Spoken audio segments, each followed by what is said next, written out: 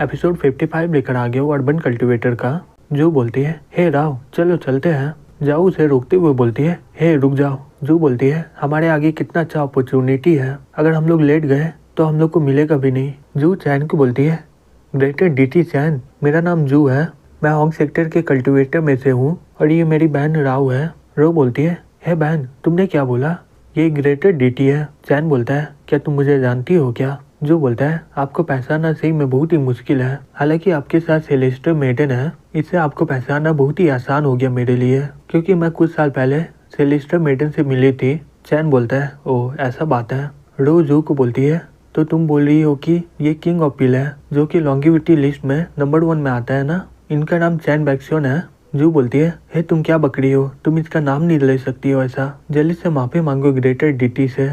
राव घुटने में बैठकर माफी मांगने लग जाती है और बोलती है, प्लीज मुझे माफ कर दीजिए, मैं ऐसा दोबारा नहीं करूंगी। चैन बोलता है, जबकि तुम दोनों मुझे पहचान ली हो, इसका मतलब तुम दोनों मेरा पीछे आओगी ना? ठीक है, तुम दोनों मेरे पीछे आ सकती हो। वो दोनों चैन के पीछे जाते हुए अपने मन में बोलती है, अगर हम लोग चैन के साथ जाएंगे तो मैं पक्का बोल सकती हूँ कि हमें इमॉर्टलिटी का अपॉर्चुनिटी मिल जाएगा।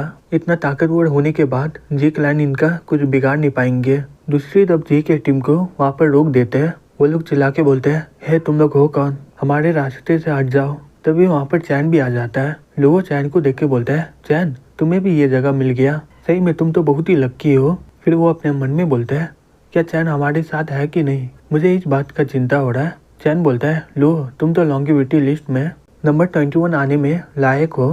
तभी एल्डर बोलता है, हे लुओ क्या ये तुम्हारा दोस्त है क्या? लुओ बोलता है, ये डिवाइन रियल में अपना नाम बनाया था, शायद आपने इसका नाम सुना होगा। एल्डर बोलता है, तो ये है, इतना भी बुरा नहीं है। तभी जी का टीम लोग चिल्ला के बोलता है, हे बकवास करना बंद करो तुम लोग, जल्दी से हमारे रास्ते से हट जाओ। एल्डर बोलता है, सही में आजकल के कल्टीवेटर बहुत ही बेकार हो चुके हैं, ये लोग कीड़े के सामान है और ये लोग मुझ पर चिल्ला रहे हैं। लुओ बोलता है, ये लोग तो नॉर्मल इंसान है, ये लोग कभी भी असली इमॉर्टल को पहचान नहीं पाएंगे। फिर वो पीछे मुड़ के बोलता है, मैं सही ना बोल रहा हूँ डोमिनिक मार्शल? वो आदमी बोलता है, तुम मुझे जानते हो? लो बोलता है, आप यॉन डोमिनिक मार्शल है ना, जो कि प्राचीन काल का डेमन किंग का 79 जनरल थे। आप डोमिनिक एबिस को गार्ड करते हैं, मैं आपको कैसे नहीं जानूंगा। तभी वो लोग बोलते हैं, क्या नेशन सोल डोमिनिक मार्शल? दूसरा आदमी बोलता है, हे हट जाओ हमारे रास्ते से, हम लोग जी क्लैन के मेंबर में से एक है। तीसरा आदमी बोलता है, हट जाओ नहीं तो तुम लोग पछताओगी इसके लिए। लो बोलता है, अब ये लोग को मरना ही होगा।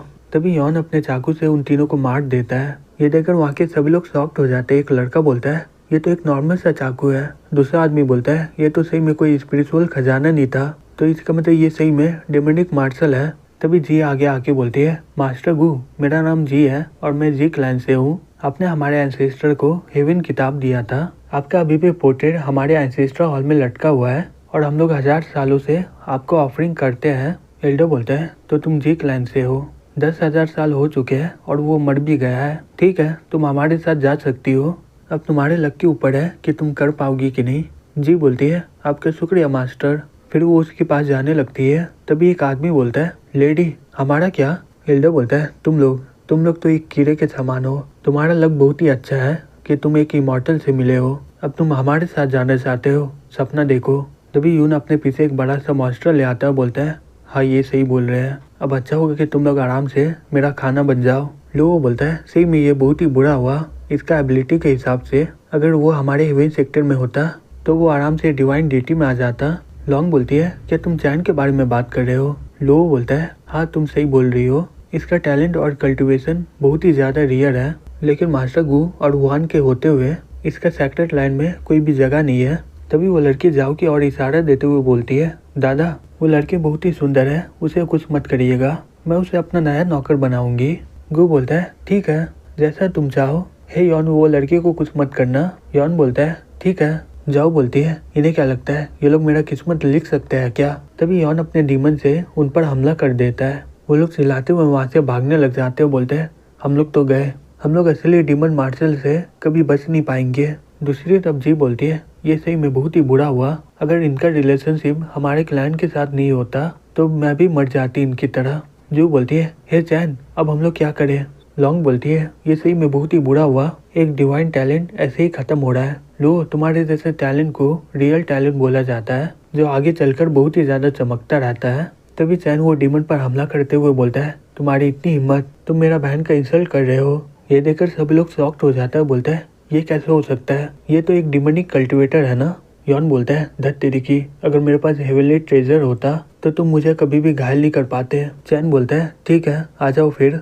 तभी गू बोलता है हे बच्चे, तुमने ही रीइंकार्नेशन सेक्टर का एंसेस्टर को मारा था ना। जी ये सुनकर शॉक्ड हो जाती है, बोलती है क्या ये चैन बैक्सियन है। दूसरा आदमी बोलता है यही किंग ऑफ पिल है, मुझे नहीं लगा था, अब मुझे पता चला कि ये इतना ताकतवर कैसे है, लेकिन मुझे समझ में नहीं आ रहा है कि ये डेमोनिक मार्शल के साथ कैसे लड़ाई कर पा रहा है। तभी जाओ बोलती है अगर मेरा भाई यहाँ पर नहीं होता तो अभी तुम लोग यॉन के हाथों से मर जाते, और फिर भी तुम लोग अभी बकवास कर रहे हो। तभी यॉन बोलता है तो तुम ही हो जिसने हॉन्ग को मारा है। ये मत सोचो कि मैं नेचुरल सोल की तरह कमजोर हूँ, मैं तुम्हें दिखाता हूँ कि असली नेचुरल सोल का ताकत क्या होता है। फिर वो चैन पर हमला कर देता है। गू बोलता है ओ नेदर बर्फ, मुझे नहीं लगा था कि यॉन ये स्किल को सीख लिया है। तभी वो लड़की बोलती है दादा ये नेदर आइस क्या है। गू बोलता है ये एक ऐसा आइस है जो नेदर वर्ल्ड और डेमोनिक वर्ल्ड के बीच में होता है। ये सभी ताकत, आत्मा और सभी लॉ को एक ही बार में रोक देता है। इसका ताकत बहुत ही ज्यादा खतरनाक होता है।